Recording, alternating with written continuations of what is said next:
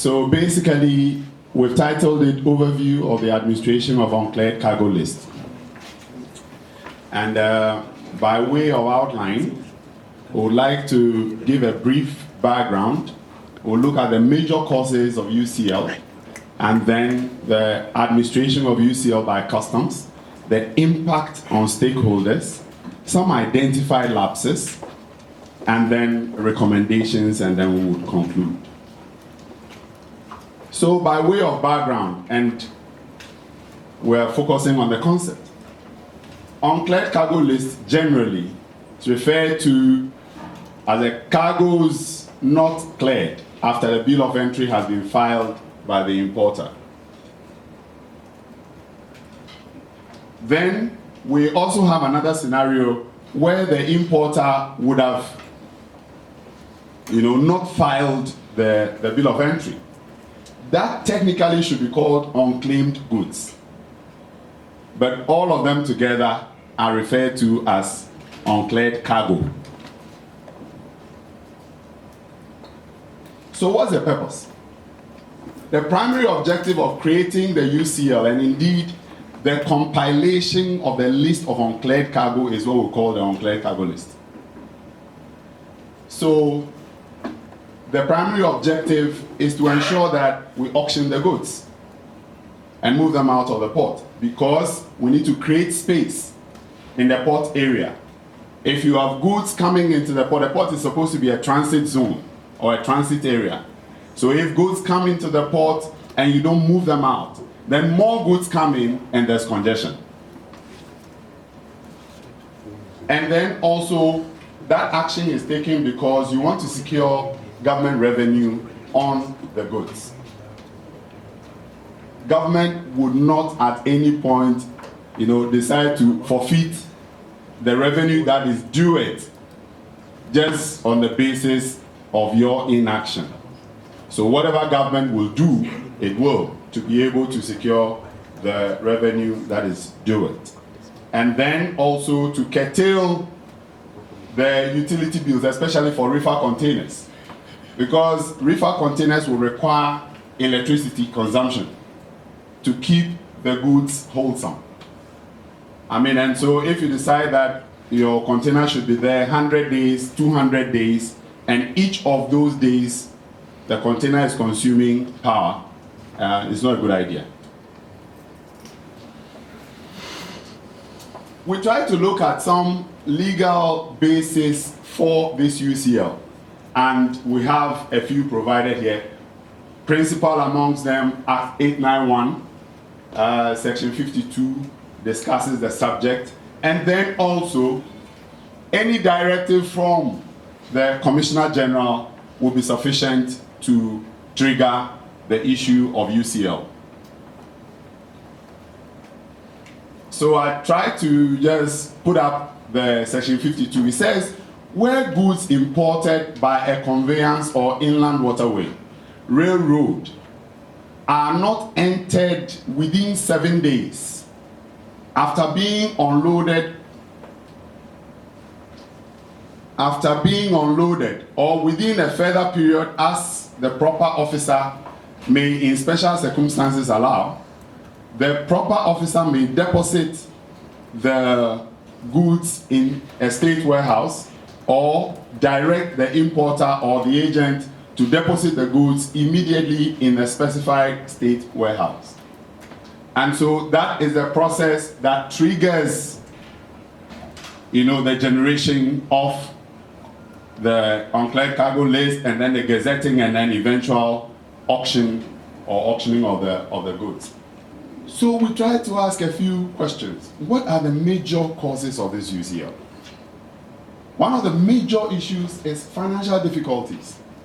A number of people will bring in cargo, and you would find out that they get overwhelmed by the sheer amount of duty they would have to pay to be able to clear the goods. And on the basis of that, they go shopping for money to come and clear the goods. And sometimes it becomes difficult. We had discussions with one agency, and the indication we had was that if they were to bring transformers one transformer will cost about $4 million.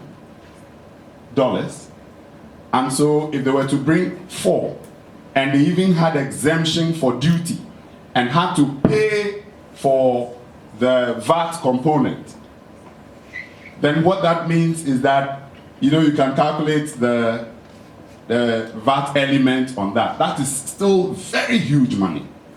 And so sometimes cash flow problems is what accounts for the overstayed cargo in the port. There is also the other cost, and so we have put this together as high cargo clearance cost. Then there is the issue of lack of proper documents to clear cargo on time.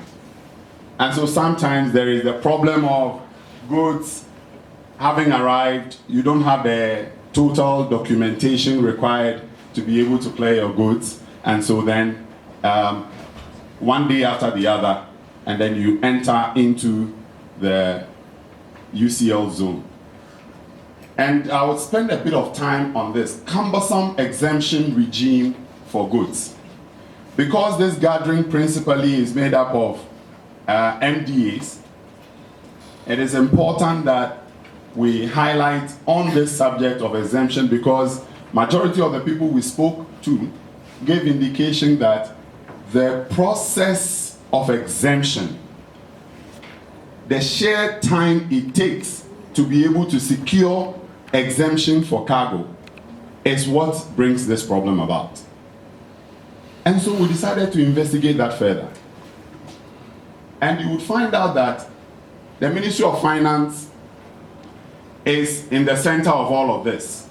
So majority of the exemptions will be granted by the Ministry of Finance through the GRA in consultation with other relevant MDAs.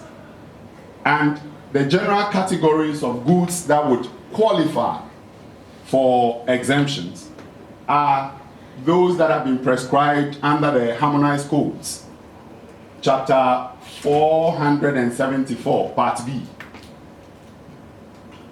Maybe I should have made photocopies. And then also you have parliamentary resolutions for grants and related projects. You would find out that for most MDAs who are focusing on specific projects, you would first of all need to discuss your loan agreement with Parliament and get parliamentary approval. Initially, once you get parliamentary approval for the goods, then that is sufficient. And so the consignments that come under that agreement would not need to go through that process. But over time that was changed. And so you would have a global approval for a particular loan agreement, but once the consignments begin to come in, you will still need to go through the process of securing permits for specific consignments. And that is troublesome. Well, I hear that that is going to be changed soon. I don't know how soon. We wait to see.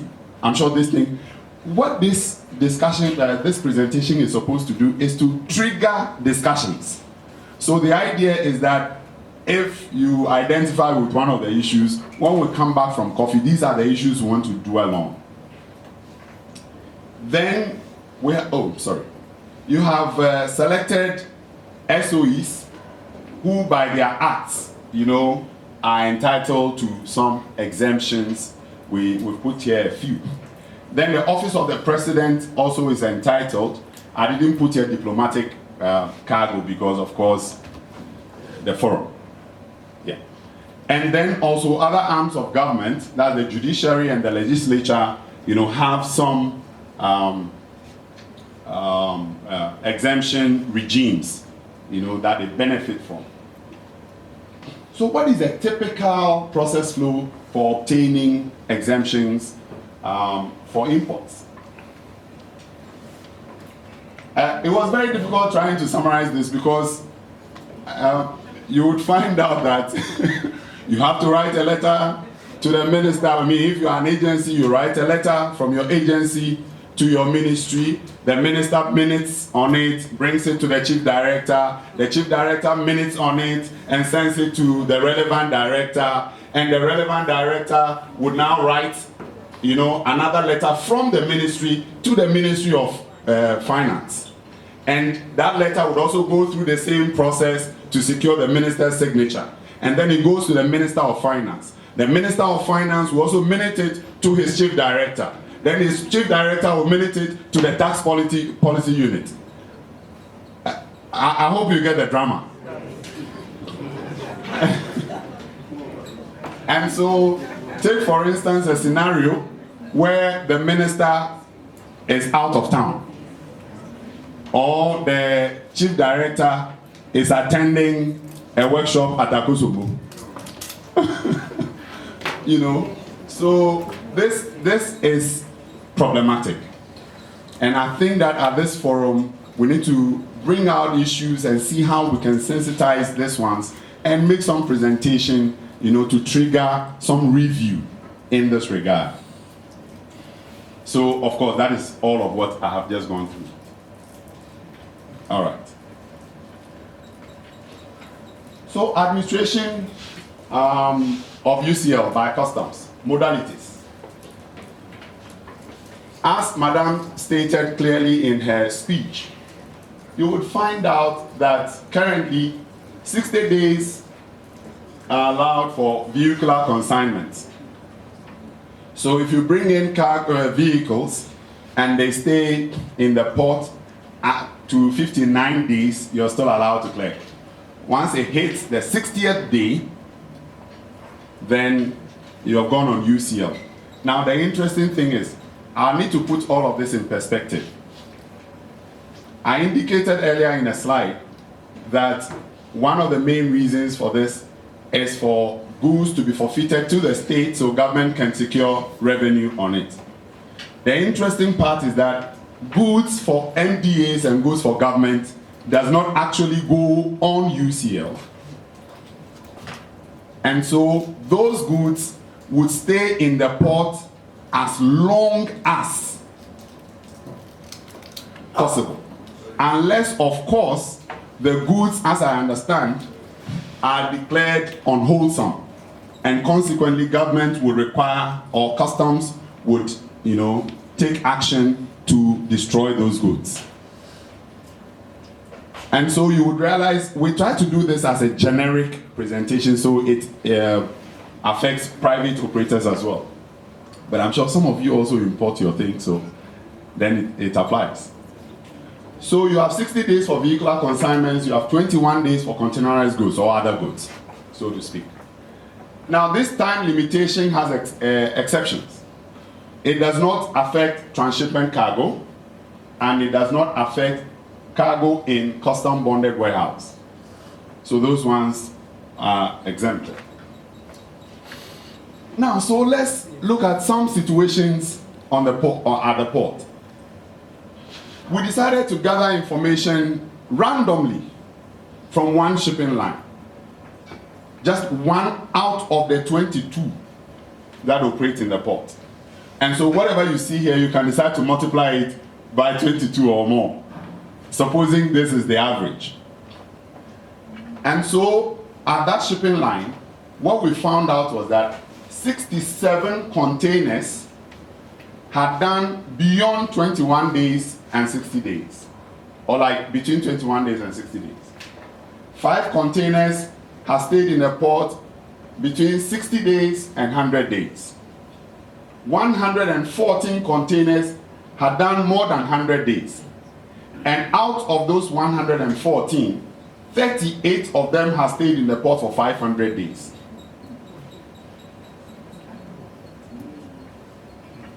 All right.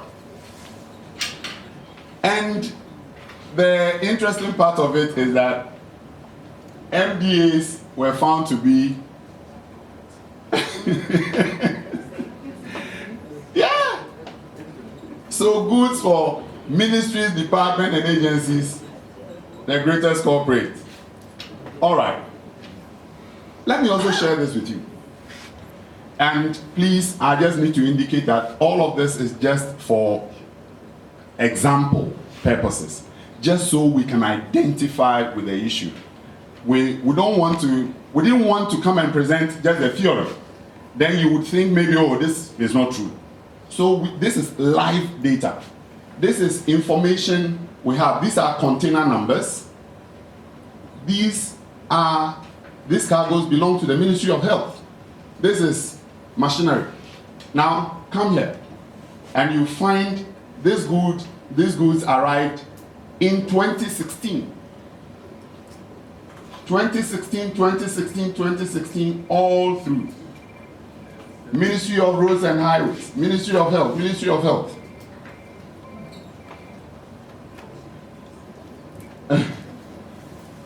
Then there's this other one. And please don't be offended if you are listed on the board. Again, it's just for example. Electricity Company of Ghana. We found out from another shipping line, and the indication is that between, say, the past 5 years or so, they have had 368 containers going on UCL. ECG. Ghana Water Company, 62 containers going on UCL over the same period. Valco, 13. Bank of Ghana, 11. VRA, 18. Gridco, 91. Ladies and gentlemen, so it's a real problem. Administration by customs, now we're looking at procedures. So the general procedure is that shipping lines are expected to furnish customs with a list of cargoes that haven't been cleared within the stipulated time. The goods are deemed to have been forfeited to the state as prescribed under section 126 of Act 891. And then where the goods are of a perishable nature, the proper officer may immediately sell the goods to the by a public auction after a lab test. Then for non-perishables, they are supposed to gazette, they are supposed to publish in the newspapers, and over a certain period of time, then the goods are ready for auction. So this is where we see one action there. Okay, I said action. Action of an auction. So, according to the information we got from customs, this is how, if the goods were to be auctioned, this is how the goods, the proceeds are to be shared. So, cost of the removal to the state warehouse, the auctioneer's cost, rent and other charges due government, freight cost, other costs, and the owner. But I'm sure from experience, what we know, by the time they get here, the money is finished.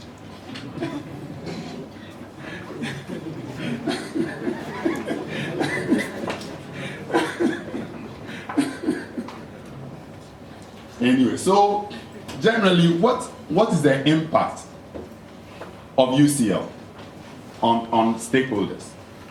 We have identified just 3 of them for this presentation. We have shipping lines, we have terminals, and we have shippers. So with the shipping lines, once the goods go on UCL, they lose all the local administrative charges, the demurrage, and all of the other local charges that they normally would have taken on the container. There is also a potential loss of freight, especially if the goods were sent in on freight collect basis. Then also, because you are detaining the container, it disrupts their planning for their next export. I take, for instance, containers that have been rented for a particular shipping line, and then, let's say, Ministry of okay, I don't want to use a real ministry. Ministry of Friends Affairs decides that the goods must stay in the port for 300 days. Okay? Not decide, but because of procedural difficulties or challenges, the goods stay there for 300 days. And over the 300 days, the shipping line does not have access to their container to be able to use it for the next economic employment.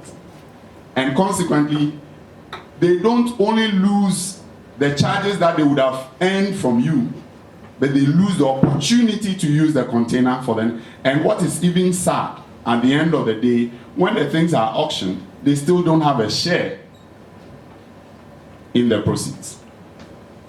So it's a matter, in fact, in our engagement with the shipping lines, it's a matter that came up, and we decided that this is something we all need to collaborate on and work, on to ensure that some, streamlining is done to bring some order in the space. Then also there is difficulty in tracking the containers with the auction goods. Once the goods are auctioned, the Kofi Mensah or somebody takes the container to wherever he wants to take it to. And if he's generous enough, he brings it back maybe to the point of auction, or he can leave it at any point. Now the difficulty is that the shipping line now has to track and find out who bought it, can I have his address, where is he located, to be able to access his container. I think it's not a good business practice or experience. Unfortunately, no formal or official notification is also given to the shipping line on this subject of auction. So if you're going to auction, the shipping line is expected to pick information from the media, So these are complaints we received. So we are dealing or depending on issues that have been brought to our attention. And then where goods are destroyed, the cost falls on the shipping line. So let's assume the goods, maybe someone brought in baby food, milk. It stayed in the port for 100 days. That's a little over 3 months. And it's been determined that, okay, fine, these are not wholesome for human consumption. And so the goods are destroyed. And once they are destroyed, sometimes it's the shipping line's responsibility to now go for the container and bring it back into their stack. Okay. Now terminals.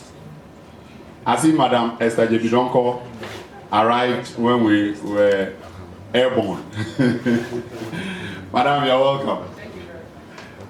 So this is your zone. Loss of revenue from handling and storage of containers or vehicles in their terminal.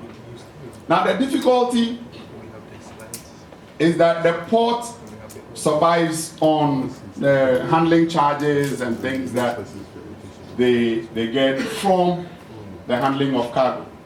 Now when all of this is done and the goods stay in the port for whatever number of days, once the auction is done, they lose the handling charges, just as the shipping line would lose their demurrage charges.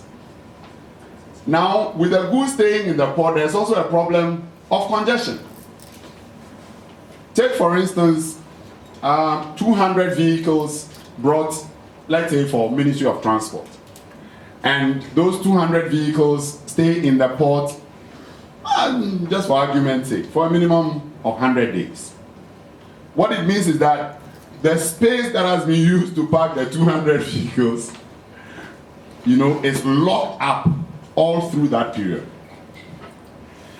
Now, the concept is that under normal circumstances, when goods overstay the 60 days, they are supposed to be physically moved to the state warehouse. But truth is that we don't have any space currently designated state warehouse that would accommodate all of the goods we are talking about. Unless these are packages, small or few container you know, that we can have at, what is it called? TBT? What is the current state warehouse called? Atlas. Where? Yeah, Customs State Warehouse, that's what I mean. Yeah, TBT, yeah, so. Oh, that's different from Atlas, okay, fine. Okay.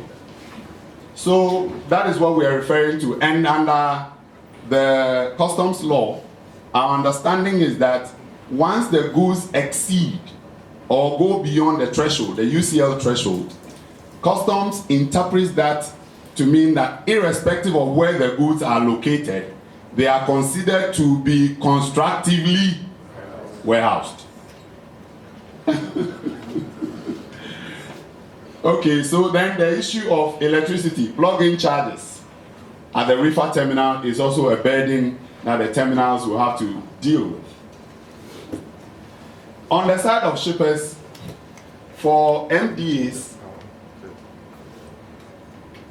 the biggest problem is if the goods are not wholesome, then they destroy the goods. So that is your biggest loss as MDAs. For the private man, he forfeits the goods, and the goods are auctioned.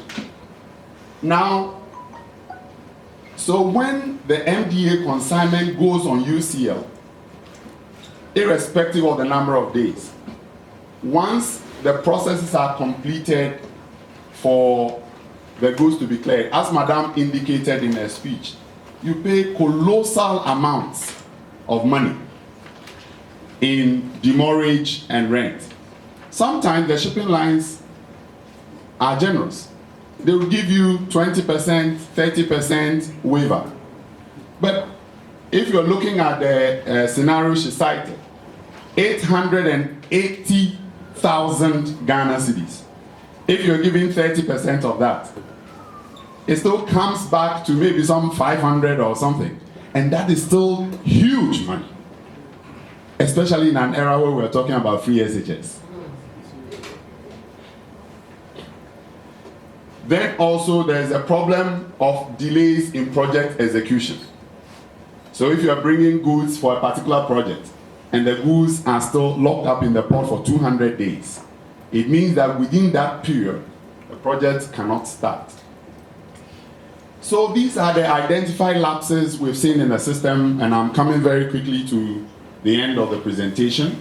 One, lack of official notification to shipping lines. I mentioned that previously. And then shipping agencies are not furnished with information of the buyer to enable him track the container. I think I mentioned that as well. Then customs, this comes to you.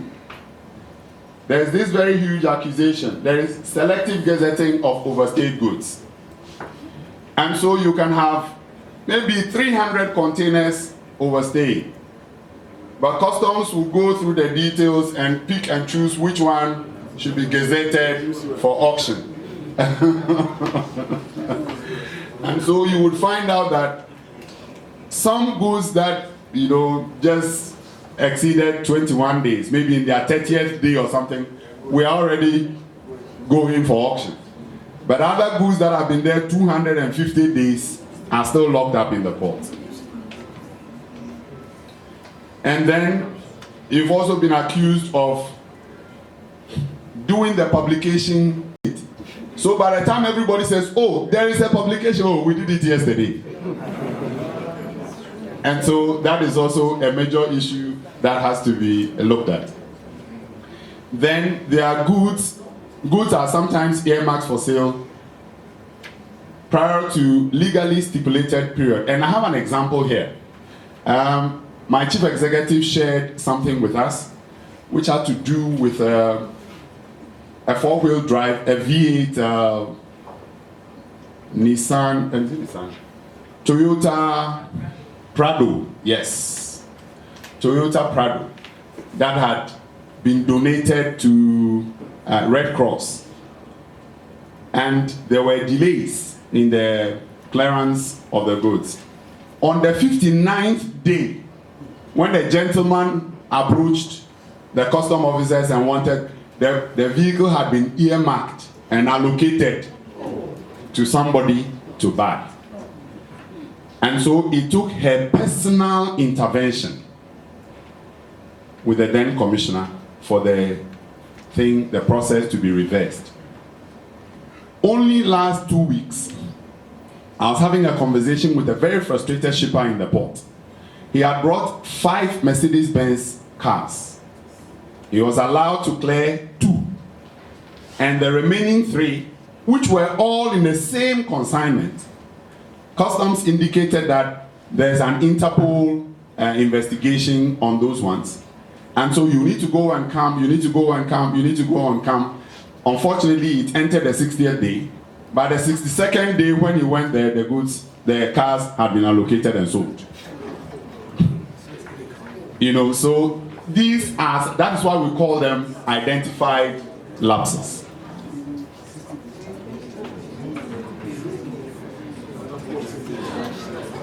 Recommendations.